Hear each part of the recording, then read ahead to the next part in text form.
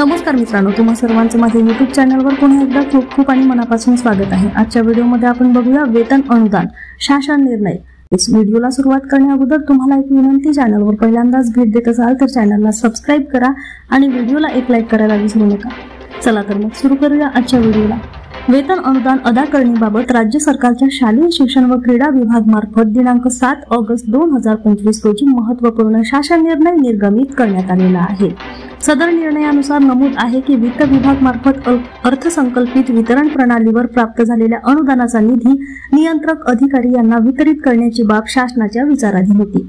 यानुसार सन 2025 ते 26 या आर्थिक वर्षातील शालेय शिक्षण व क्रीडा विभागासाठी अर्थसंकल्पित झालेला व वित्त विभागाकडून बीम्स प्रणालीवर प्राप्त झालेला निधी नियंत्रक अधिकाऱ्यांच्या अधीनस्थ ठेवण्यासाठी मान्यता देण्यात येत आहे। यामध्ये सर्वसाधारण शिक्षक, प्राथमिक शिक्षण संचालन व प्रशासन, नगरपालिका, शाळा मंडळा, जिल्हा परिषदांचे प्रशासकीय अधिकारी, माध्यमिक शाळा, शासकीय माध्यमिक शाळा, मुलींसाठी व मुलांसाठी शासकीय माध्यमिक शाळा, प्रौढ शिक्षण इत्यादी लेखा शीर्षाखाली निधीचे वितरण करण्यास मान्यता देण्यात आलेली आहे।